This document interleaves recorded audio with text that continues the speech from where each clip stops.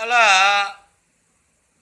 ఉమ్మివేయబడినటువంటి ఆ తాంబూలం మరుసటి రోజు ఆ భస్మోద్ధులన చేస్తూ ఉన్నటువంటి యాజ్ఞికుడికి బంగారపు ముద్దలా కనబడింది. తను తీసుకొచ్చాడు. ఆవిడ చెప్పింది, ఏమండి చెప్పకిది ఇల్లాలు ఆలి, నిన్న పొరపాటుని నేను తాంబూలాన్ని నమిలి అందులో ఉమ్మా, అది బంగారమైందని.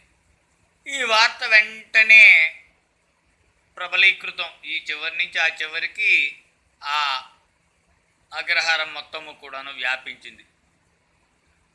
అందరూ కూడా వెంటనే తాంబూలం నవలడం మొదలుపెట్టారు, ఉమ్మడం మొదలుపెట్టారు. అందులో బంగారం వస్తుంది.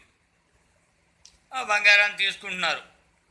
అందులో బ్రహ్మస్థానంలో ఉన్నటువంటి ఒక అధర్వణీకుడు తను దీనికి నిరాకరించాడు. మనం వెనకాడితే ఆ భార్య బాధపడింది, లీలావంతం అదే. ఇంక చివరికి విసుగొచ్చి ఇక్కడ ఉండలేనటువంటి స్థితి, ఎందుకు అందరూ అమితమైనటువంటి సంపదలు పొందితే వీళ్ళు నిత్య దరిద్ర స్థితిలో ఉన్నారు, ఊరు వదిలిపెట్టి వెళ్ళిపోదామని బయలుదేరారు. అలా బయలుదేరి కొన్ని అడుగులు వేచారో లేదో, పులిమేర దాకా ఇంకా వెళ్ళారో లేదో, వెనక్కి తిరిగి చూడకాడితే కాదు, చూస్తే ఆ ఊరు మొత్తం బగ్గున మండిపోతోంది. వెంటనే కలిపురుషుడు వచ్చాడు. ఏమయ్యా, యజ్ఞ వైశేషిక కార్యక్రమాలను జరిపేటువంటి మీరు యథావిధిగా అనేక రకమైనటువంటి నిష్టలను ఆడతారు. అలాంటి స్థితిలో మీకు నేను కావలిగా ఉన్నాను. మరి వాళ్ళు ఉమ్మేయడం మొదలుపెట్టారు. ఎక్కడ? నిత్యాగ్నిహోత్ర వేదికలో. అలా ఉమ్మగా బంగారం వస్తుందని ఆ బంగారం కోసం ఆశపడి దుర్నిర్ణయంతో దురావత్ చాలా దౌర్భాగ్య విధి కాడారు.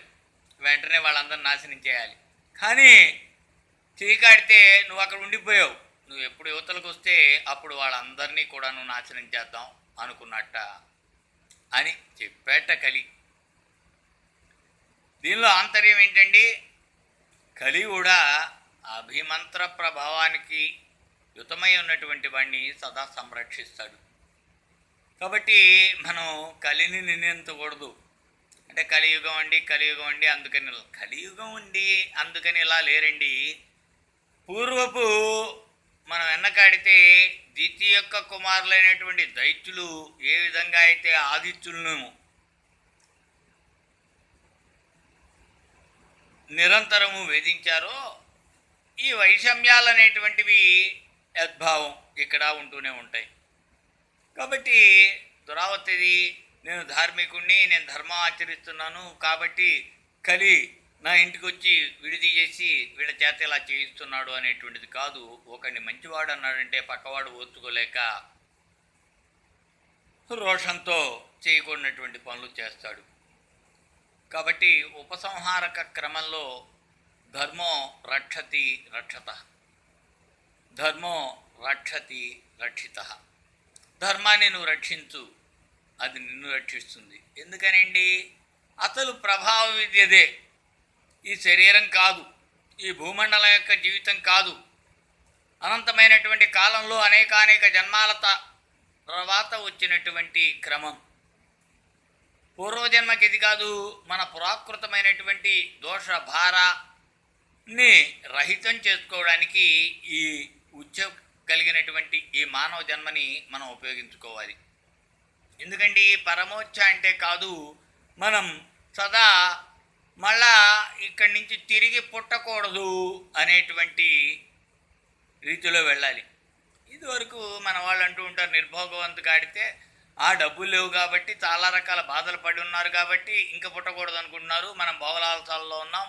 ఎవరన్నా అడ్వాన్స్డ్ టెక్నాలజీ ఎక్కడ ఏది ఉన్నా ఎప్పుడు ఎలా కావాలన్నా ఉపయోగించుకునేటువంటి స్థితిలో ఉన్నటువంటి వాళ్ళు మనం పుట్టకాడితే కాదు, మళ్ళా పుట్టాలని కోరుకుంటూ, మళ్ళీ ఏ పుట్టలో పుడతామో అక్కడికి సంపదను అందించడానికి కూడా వైద్యుని కోయిలు వెళ్ళి నాడీ జ్యోతిషాన్ని వెతికిన వాళ్ళు కూడా నాయకులో ఉన్నారు.